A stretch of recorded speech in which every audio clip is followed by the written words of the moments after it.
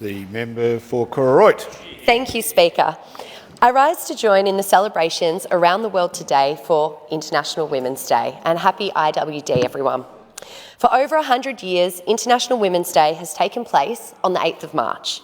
Each year, we come together and we celebrate the achievements of women around the world and empower women and girls to encourage action on issues of gender equality.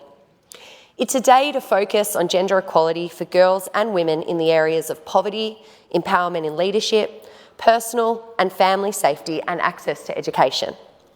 While International Women's Day celebrates inspirational contemporary and historical women, the day also aims to start conversations about gender equity.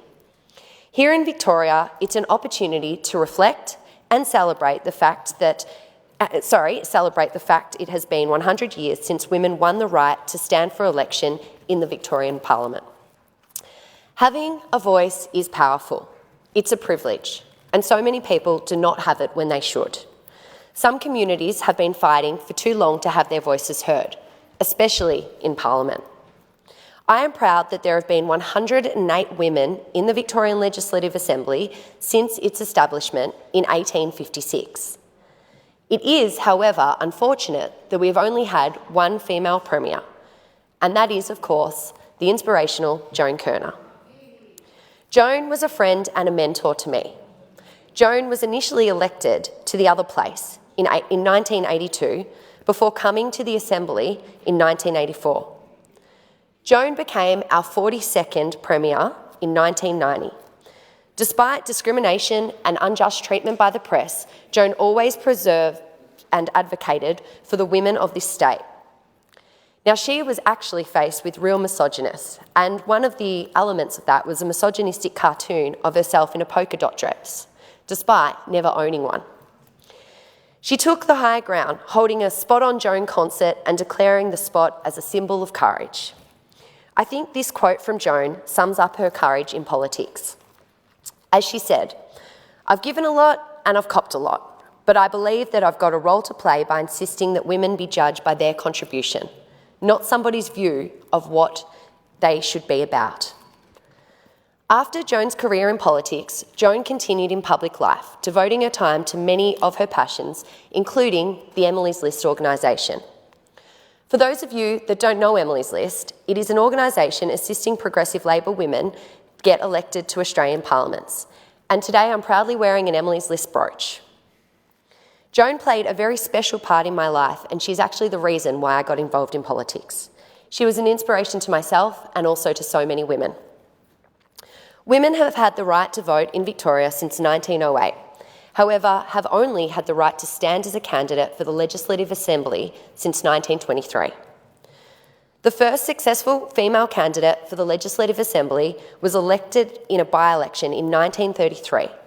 Interestingly, she retired in 1935, stating, and I do disagree with this, that Parliament was no place for a woman. Interesting, however, the first woman to win a seat at a general election in Nunawading only happened in 1937. It wasn't until 1982 that Victoria saw its first female minister which was Pauline Toner, and that was for the Labor Party. I want to put on the record from all of the women in my electorate and across Victoria our thanks to those handful of women who in 1891 took to the streets with a petition to collect signatures from men and women acknowledging that women should vote on equal terms with men. Whilst 1908 is recognised as the year women won the right to vote here in Victoria, our Aboriginal and Torres Strait Islander sisters had to wait until 1962 to gain the same right at both state and federal levels, and they are still waiting for their voice. I know what it's like to be the only woman in a room full of men. During my time at the Rail, Tram and Bus Union, alongside many other women, we started the Women's Committee. This was back in 2010. We found this committee a way to support our sisters in male-dominated industries. I'm proud to have advanced the cause of women in the union, being elected as the first female secretary of the Rail, Tram and Bus Union in 2014 and the first female national president in 2021. And I will always fight to make sure that women feel seen and are heard at work. One small win which we had at the Rail, Tram and Bus Union It was small, but it made such a huge difference and an everlasting impact on our members, was that we were the first blue-collar union in Australia to get a paid domestic violence leave into every single one of our enterprise agreements. This did not just happen. We fought for it and we fought bloody hard. But I and the other women and the feminists, some of the blokes at the RTBU, were proud of this achievement as it has helped hundreds of members. And that clause still remains in every single one of those enterprise agreements. I'm passionate about assisting domestic violence victims. No one deserves to be a victim. No woman, no man, no child, nobody. However, so many children are living within homes marked by dangerous words and harmful physical abuse. While I am serving in this place, I hope that I will have an opportunity to continue the long legacy of Labor women and men who have worked to prevent family violence and bring justice to women and children. The record $3 billion investment made by the Andrews government was built on the shoulders of advocacy by feminist and women's organisations, and by a number of brave women ministers such as Kay Setchers, Joan Kerner, Candy Broad and the late Fiona Richardson. The most dangerous location for family violence in Victoria are in the regions, but sadly the area around Melton in my electorate is also a significant hotspot. I will do anything to help women escape violence. The West is full of culturally significant places for its people. Every day while I visit community groups and volunteer organisations, I see many women and men working hard to ensure that they can better assist their communities.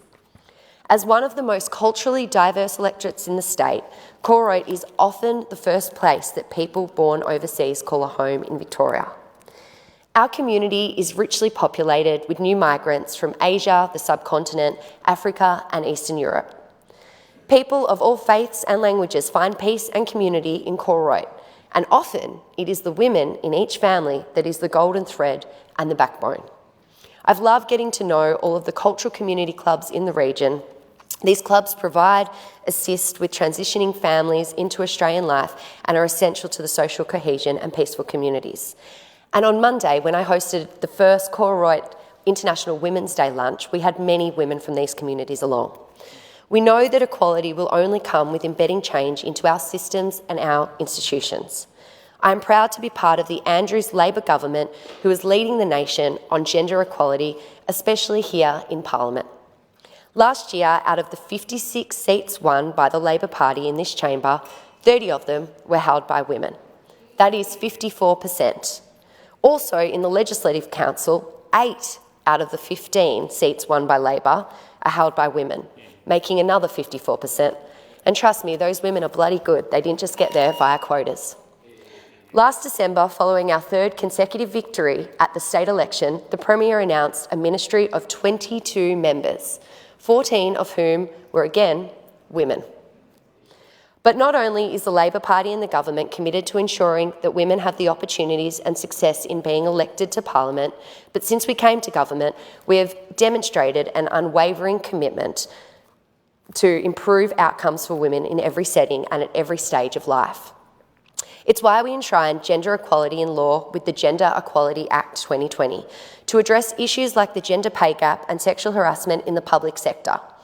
We are the only jurisdiction in Australia to have such powerful legislation. It's why we established the Gender Responsive Budgeting Unit to consider the gendered impact of government decisions across the entire budget process. We're currently the only jurisdiction to have such a unit. The 22-23 state budget was the first time that a gender lens was used on a budget which saw approximately $940 million in initiatives, primarily aimed at improving outcomes for women. The Victorian Government established and has responded to the inquiry into economic equity for Victorian women and has committed $3 million to industry strategies in manufacturing and energy to help women enter and stay in male-dominated sectors. We will deliver an ambitious overhaul of early childhood education and care with our Best Start, Best Life initiative, with a massive $9 billion investment over the next decade to save families money and support women to return to the workforce. In an Australian first, we will begin work to restrict the use of non-disclosure agreements for workplace sexual harassment cases in Victoria, which are often misused to silence victims. Survivors protect employer reputations and avoid full liability. We have supported women, we continue to support women, and on that note, happy International Women's Day.